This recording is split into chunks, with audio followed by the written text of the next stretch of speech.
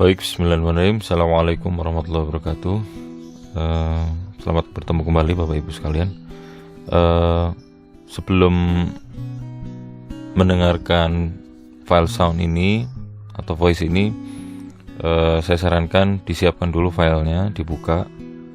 Kemudian nanti akan kita jalankan filenya sesuai dengan keterangan di file voice ini. Baik, saya mulai. Hari ini kita akan membahas tentang Green Hospital, ya, masih rangkaian Hospital Architecture. Jadi dari Green Hospital ini yang bisa kita tengarai ada 3 kejadian, ya, atau 3 fenomena yang melatar belakangi terjadinya atau munculnya konsep Green Hospital ini sampai muncul konsep Green Hospital yang seperti yang sekarang ini. Diawali dari The Green Concept. Kalau saya boleh memberikan judul, ya, dari konsep awal konsep Green ini diawali dari kekhawatiran para penggiat lingkungan tentang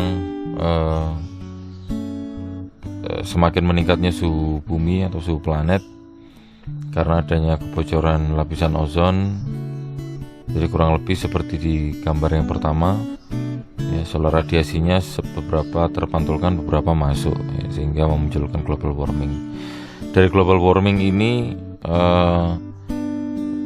munculnya global rising energy consumption, jadi AC, kemudian dinginnya juga terlalu ekstrim sehingga pemanas dan lain sebagainya, sehingga energi ini, penggunaan energi ini semakin meningkat, ya, secara global.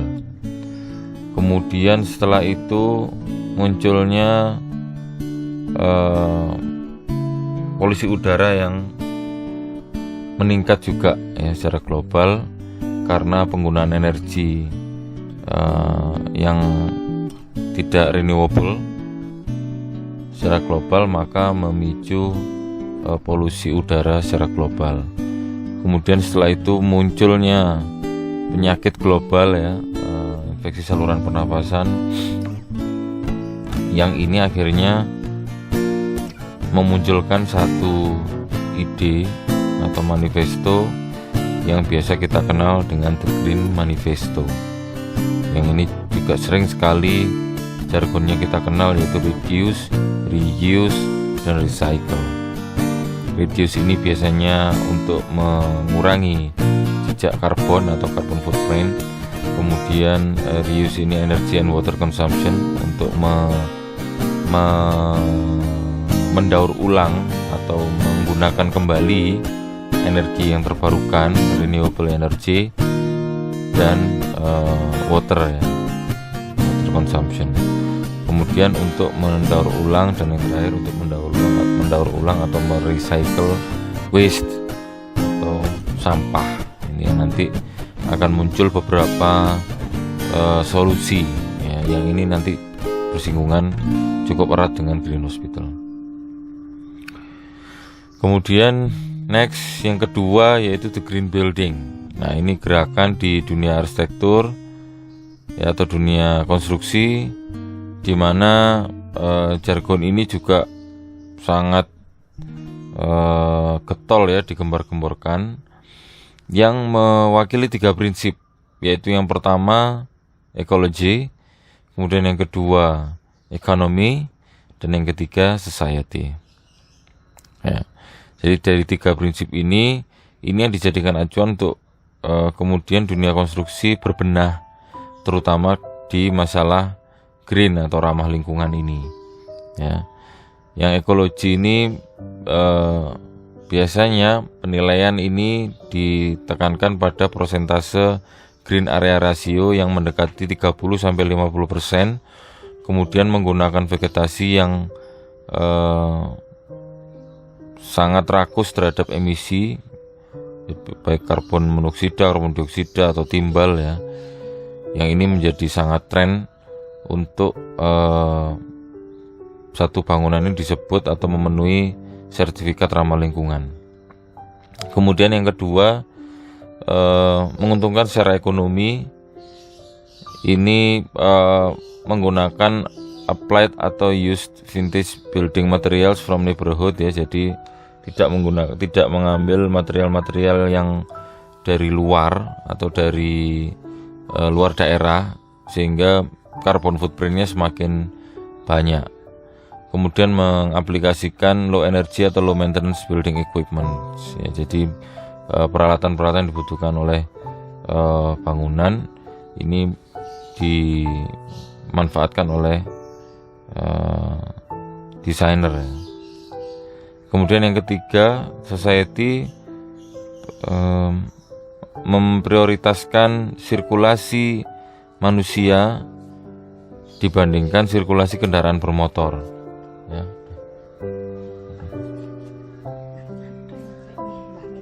Nah,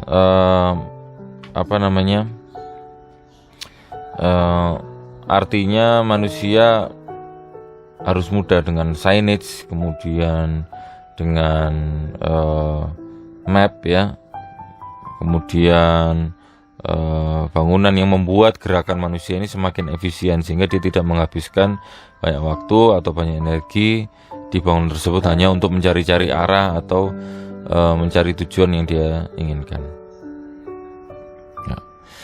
Nah, ini yang kemudian dari 3 konsep ini yang kemudian memunculkan the green building,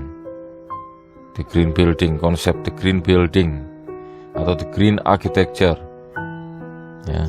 Yang ini kemudian disambut baik oleh Green Building Council Indonesia, yang ini aslinya dari US, dari United States, USGBC, kemudian diterjemahkan di Indonesia menjadi GBCI atau Green Building Council Indonesia.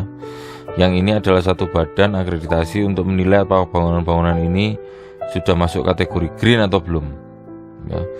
Termasuk untuk hospital ini juga punya satu penilaian di sini ya, karena dia pakai sistem penilaiannya menggunakan LED. Maka LED untuk hospital itu biasanya LED for healthcare ya. Jadi dia memang ada sendiri penilaiannya atau kriterianya untuk menilai bangunan-bangunan healthcare facilities ya. Yang ini nanti akan dikeluarkan certificate for green building. Yang ini bisa LED certified, ini yang paling rendah, kemudian silver, kemudian gold, dan yang tertinggi platinum. Yang mengeluarkan adalah Green Building Council Indonesia ya. Nah, parameternya apa saja dari GBCI ini? Dia mengeluarkan ada 6 parameter ya, yang nanti juga akan mirip-mirip dengan parameternya Green Hospital ya. Yaitu yang pertama sustainable sites, artinya penempatan lokasinya harus sudah tepat ini, dan sustainable, siap untuk dikembangkan ya, berkelanjutan. Jadi tepat itu biasanya dia berdekatan dengan public transport, kemudian public facility yang lain ya, itu dekat, tapi dia siap untuk dikembangkan ya. Kemudian melakukan water efficiency, jadi penggunaan air dengan menggunakan meteran, kemudian dicek berapa penggunaan airnya. Biasanya kita punya hitungan-hitungan sendiri ya untuk bangunan-bangunan. Untuk rumah sakit itu biasanya 400 sampai 500 liter per bed per hari. Ya, lebih dari itu maka itu nggak efisien. Bahkan secara pengalaman ya, untuk rumah sakit di Indonesia itu umumnya, ini pengalaman saya, itu antara 250 sampai 300. Itu mereka udah ada penunggunya, udah mandi dan lain sebagainya ya. Sehingga hitungan itu kita tidak perlu lagi menghitung untuk reservoir, jadi untuk untuk cadangan air ya. Jadi itu sudah termasuk untuk cadangannya yang 10% ya. Sehingga dengan kita mengetahui jumlah TT, mengetahui kebutuhan airnya. Kemudian energy and atmosphere. Energi and atmosfer ini lebih ke arah penggunaan energi yang juga benar-benar diatur ya. Jadi tidak sembarangan kita menggunakan energi apapun ya, listrik, fuels, apapun. Kemudian materials and resources, ini penggunaan material yang tadi yang sempat saya sampaikan, yaitu yang tidak jauh dari providersnya. Ya, kemudian menggunakan material-material yang terbarukan, yang biasanya sudah memiliki sertifikat green. Kemudian indoor environmental quality, jadi lingkungan indoor yang berkualitas ya. Jadi tidak harus selalu menggunakan air conditioning, misalkan untuk udara, untuk air. Jadi bisa memanfaatkan penghawaan buatan atau natural air resources ya, dengan memanfaatkan itu. Tapi kalau untuk hospital tentunya tidak bisa semua ruangan. Ya mungkin hanya untuk ward, kemudian untuk waiting room. Nah, itu yang bisa kita manfaatkan. Kemudian innovations in operations and regional priority. Jadi ada inovasi-inovasi yang terkait dengan ramah lingkungan, yang ini juga dinilai ya di sebuah bangunan. Oke, next the Green Hospital. Nah, ini kita sekarang bicara tentang Green Hospitalnya. Green Hospital ini ada beberapa fakta yang perlu diketahui tentang hospital ya, terutama terkaitan dengan isu green. Di UK atau di Inggris, rumah sakit ini memproduksi 18 juta ton karbon monoksida per tahun ya. Di Indonesia ini sangat mudah penyelesaiannya. Di Indonesia itu punya pohon, namanya pohon trembesi, yang dia bisa menyerap ya, di atas usia 4 tahun dia bisa menyerap 28 juta ton ya per tahun, sehingga ini selesai sebetulnya kalau di Indonesia ya. 28.000 ton ya per tahun, sehingga ini bisa kita selesaikan dengan hanya beberapa pohon trembesi di Indonesia. Kemudian di Brazil, rumah sakit mengkonsumsi 10% dari kebutuhan listrik nasional. Ya, ini cukup besar. Kemudian di China, rumah sakit menghabiskan 10 miliar US dollar ya, untuk konstruksi. Ya. Jadi untuk bikin hospital itu 10 miliar US dollar untuk konstruksinya. Dan ini mahal sekali ya. Jauh lebih mahal dibandingkan di Indonesia yang kadang-kadang nyicil-nyicil ya bangunnya. Oke, kemudian di Indonesia bagaimana? Indonesia rumah sakitnya memproduksi 3,2 kg solid waste.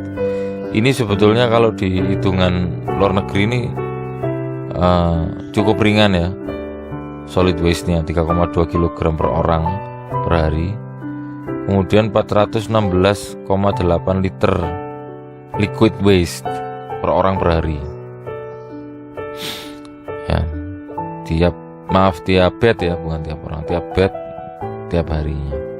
Ini kalau hitungan di luar negeri ini ringan. Ini termasuk sudah sangat green ini. Tapi karena di sini, jadi ini tetap harus kita kurangi ya, dengan memanfaatkan produk-produk yang green ya, tentunya. Oke, jadi kesimpulannya dari empirical facts ini atau dari fakta-fakta empirik ini, bahwa penyedia layanan kesehatan ini menekan atau membuat stres lingkungan.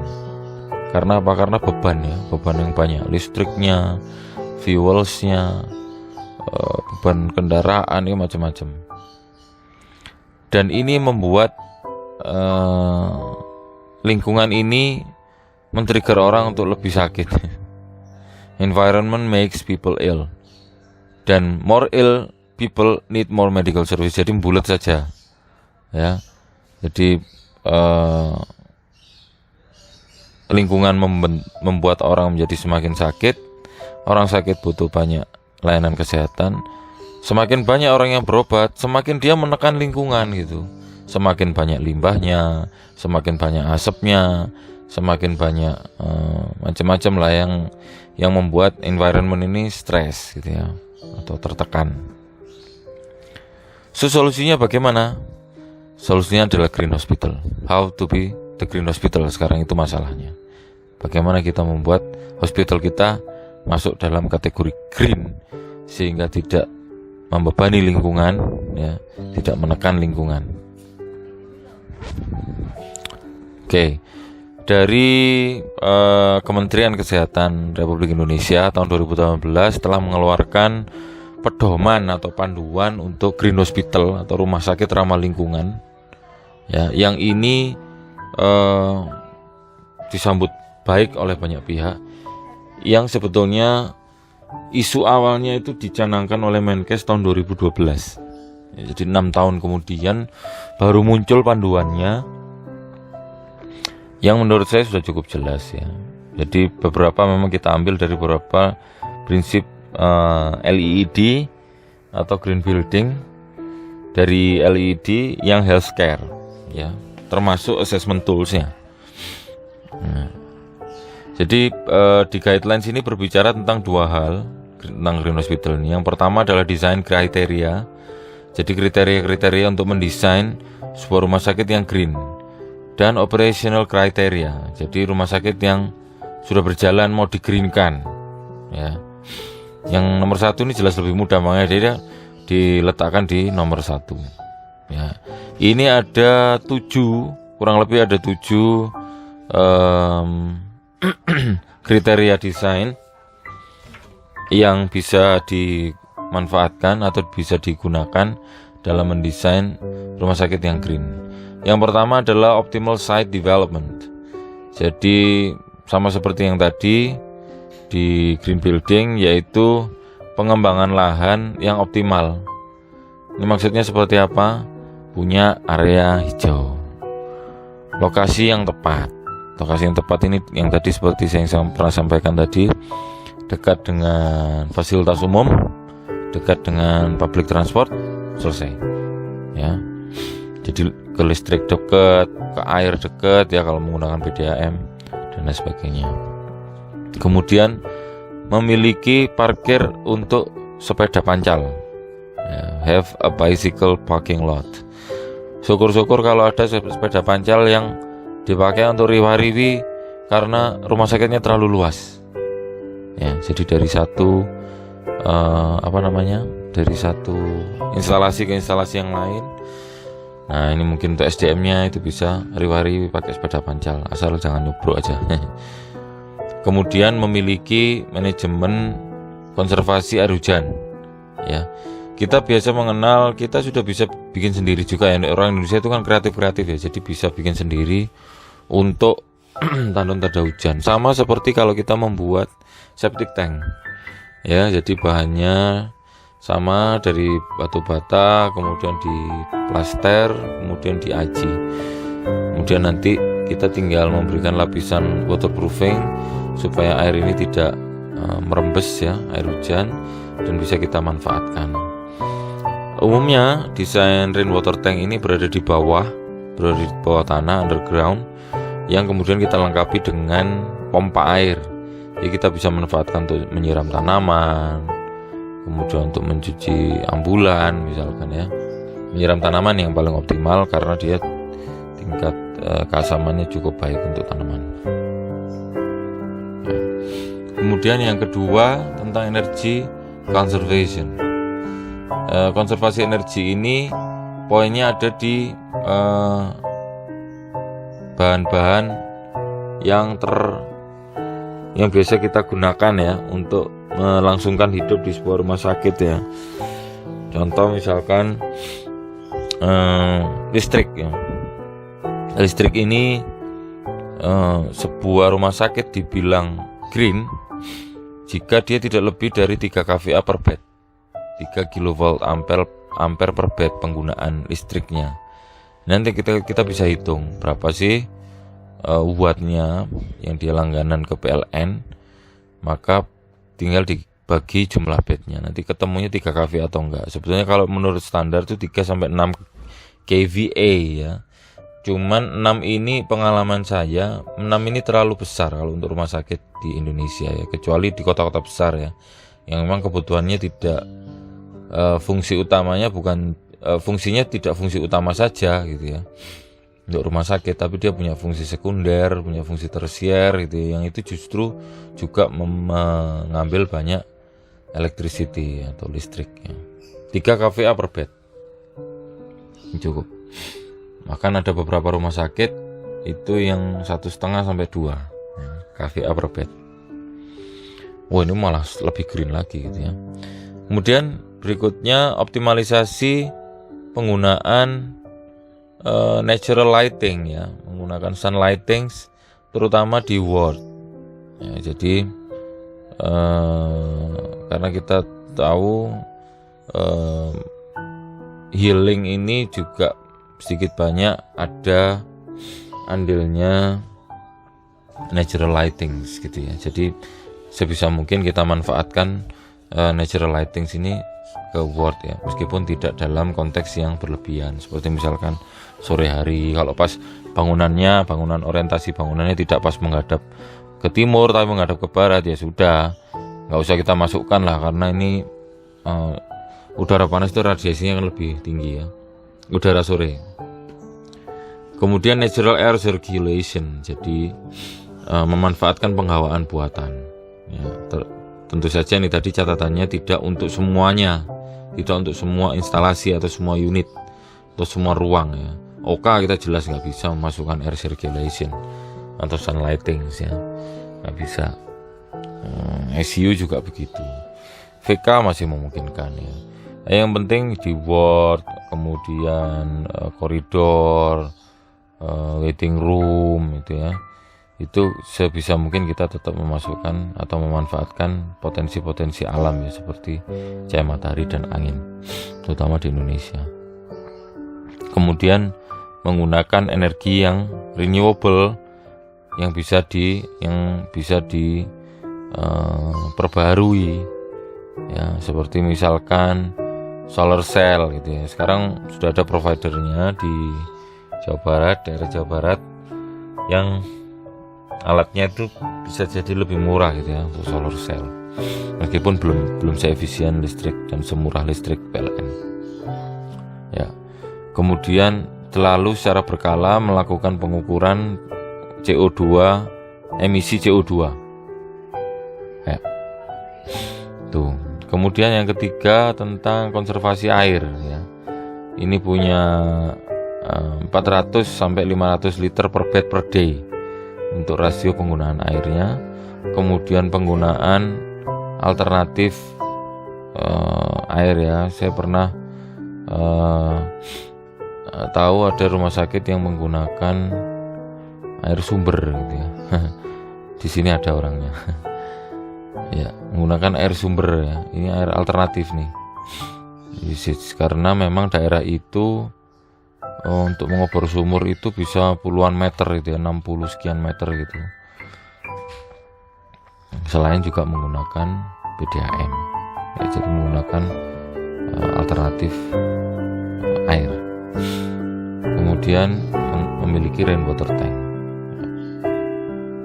Kemudian green materials, tidak menggunakan CFC atau halon untuk refrigeran ya, atau untuk pendingin. Kemudian menggunakan material-material yang green ya. Sekarang itu banyak material yang green ya, seperti misalkan curtain untuk ward ya, atau untuk IGD itu sekarang sudah ada yang antibakterial dan green. Jadi kalau dia didispose itu dia tidak, dampak lingkungannya tidak besar ya, tidak seperti plastik yang biasanya itu, atau parasit gitu ya. Atau mungkin kita memilih ke bahan-bahan yang seperti misalkan HPL ya, HPL ya, high pressure laminate, yang bisa dipakai untuk melapisi furniture. Nah, ini ada beberapa merek yang memang sudah bersertifikat green, sehingga dia tidak pada usia tertentu dia tidak akan memunculkan serbuk ya, karena proses penyubliman itu dia tidak menyerbuk gitu ya. Dan ini baik gitu ya untuk lingkungan, dan tidak berbahaya juga biasanya. Kemudian tetap menggunakan local materials ya, untuk beberapa material ya, kita menggunakan yang lokal. Kalau memang tidak bisa ya memang nggak apa-apa dari tempat lain, Tapi sebisa mungkin kita menggunakan material yang lokal gitu ya. Misalkan vegetasinya atau batu-batuannya dan lain sebagainya ya. Kemudian yang kelima, healthy and ergonomic spaces. Jadi ruang yang nyaman dan sehat ya. Menggunakan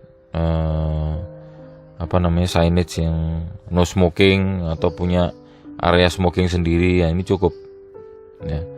Kemudian tidak menggunakan bahan-bahan yang mengandung polutan ya, atau VOC, volatile organic compounds ya, seperti formaldehyde dan lain sebagainya. Kemudian ini mengurangi kebisingan. Ada yang menarik dari pengurangan kebisingan atau mitigasi dampak kebisingan ini. PU telah mengeluarkan jurnal yang beliau sudah meneliti ya. PU ini sudah meneliti mitigasi dampak kebisingan ini gitu. Jadi bisa dikurangi dengan menggunakan apa gitu. Jadi vegetasi itu vegetasinya apa gitu. Misalkan akasia gitu ya. Ya.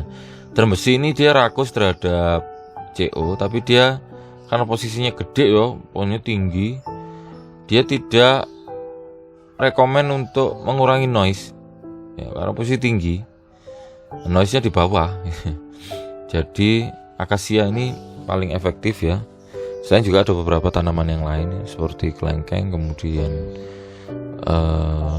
untuk tanaman bush itu ada yang heliconia, itu baik untuk mereduce noises ya, ini penting sekali nih ya, sehingga nyaman orang untuk beraktivitas di situ tuh nyaman, tidak bising. Terutama di rumah sakit kan tuntutannya rumah sakit harus dekat dengan fasilitas publik, artinya dekat dengan jalan raya, mudah diakses. Dari sisi itu dia memudahkan, tapi di sisi lain ya tentang kebisingan ini memunculkan permasalahan tersendiri. Tapi kita punya teknologinya untuk mengurangi dengan vegetasi atau dengan material-material ya, untuk membuat noise barrier. Kemudian healing park, rumah sakit harus punya healing park ya, atau taman penyembuhan indoor maupun outdoor ya. Kemudian desainnya harus punya healing effects ya. Misalkan untuk lantai yang beridil-beridil itu yang dikasih dikasih kerikil yang agak lancip-lancip itu, bukan lancip sih, muncul gitu ya, kemudian disemen dan dipakai untuk delama gitu, dipakai untuk melangkah, bertelanjang kaki, itu cukup ya, ada healing effects-nya. Kemudian memilih tanaman-tanaman atau jenis-jenis vegetasi yang memang benar-benar dia rakus terhadap CO2, dia produsen oksigennya tinggi, mereduce noise, apa segala macam gitu ya, punya healing effects. Kemudian yang tentunya juga merelaksasi pasien, dan bukan cuma pasien, termasuk staf ya, ini penting karena lingkungan yang baik, lingkungan kerja yang baik dan terdesain dengan baik, maka ini akan meningkatkan motivasi kerja ya, karyawan. Oke, kemudian yang ketujuh, Building Management System atau BMS ya. Ini sebetulnya integrated ya, atau holistik ya.